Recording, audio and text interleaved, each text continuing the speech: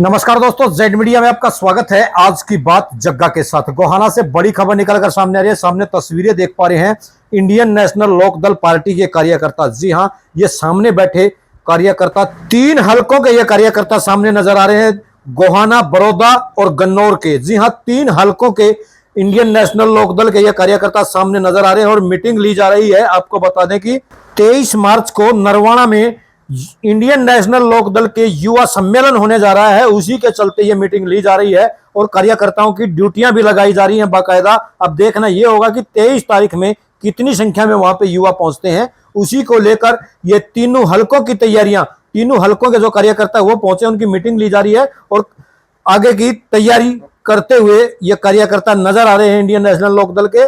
आपको फिर बता दूं, आपको गोहाना, बड़ौदा व गन्नौर के हलकों के कार्यकर्ता ये बैठे सामने नजर आ रहे हैं। भारी संख्या में कार्यकर्ता पहुंचे हैं और युवा सम्मेलन की, जो नरवाना में युवा सम्मेलन होना है, उसकी तैयारी करते हुए नजर आ रहे हैं।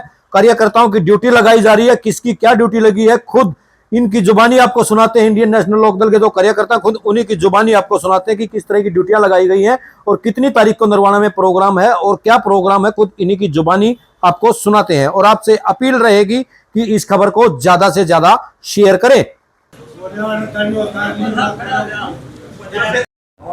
समझिए, आज मीटिंग गोहाना, बड़ौदा और गन्नौर की रखी गई है, क्या फैसला लिया है? आज तीनों हलकों की गन्नौर, गोहाना और बड़ौदा हलके के कार्यकर्ताओं की मीटिंग है।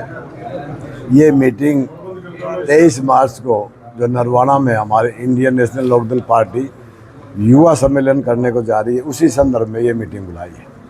और मुझे बड़ी खुशी है इस बात की कि तीनों हलकों के जो कार्यकर्ता हैं उनमें बड़ा जोश है, बहुत जोश है और बड़ी लगन के साथ पार्टी काम कर रही है।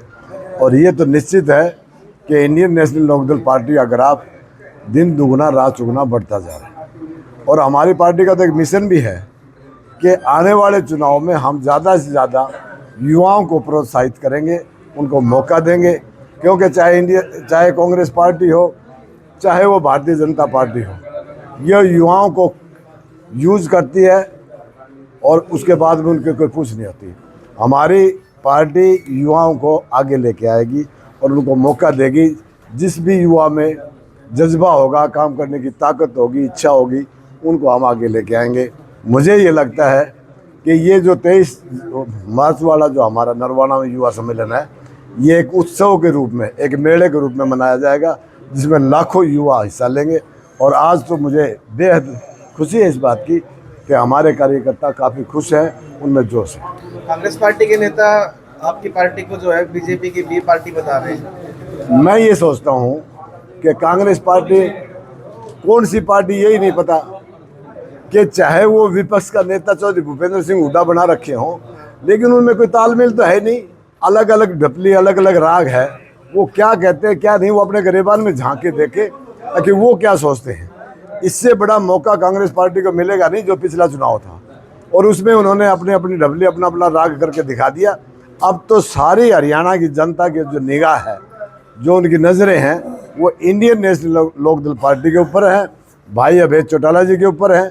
और निश्चित रूप से 29 में आने वाले चुनाव के बाद में भाई अभय सिंह चौटाला इस प्रदेश के मुख्यमंत्री होंगे, जिससे कि युवाओं को संरक्षण मिल सके। राज्यसभा चुनाव है, क्या एनएलओ इसमें अभी इस बारे में हमारी पार्टी का कोई फैसला नहीं है। 1-2 दिन में फैसला हो जाएगा, आपको बता दिया जाएगा। प्रदेश में, देश में गैस के दाम बढ़े हैं, पेट्रोल डीजल के भी दाम बढ़ने की आशंका जताई जा रही है, किस तरह से देखते हैं? कमर्शियल जो सिलेंडर है उसकी जो है बिक्री सारे तराही मची है।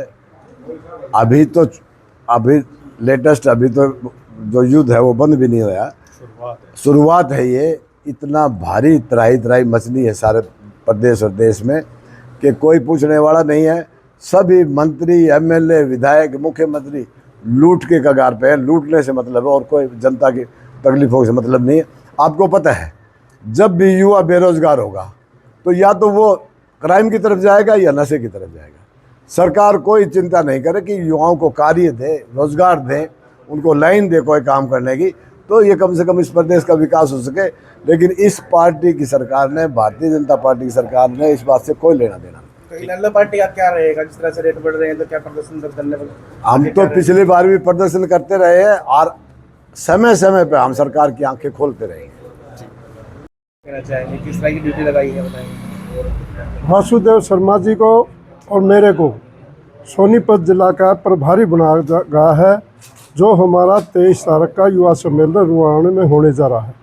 कल की तारीख में हमने 3 विधानसभा क्षेत्र की मीटिंग ली थी, सोनीपत में और खरखोदे में।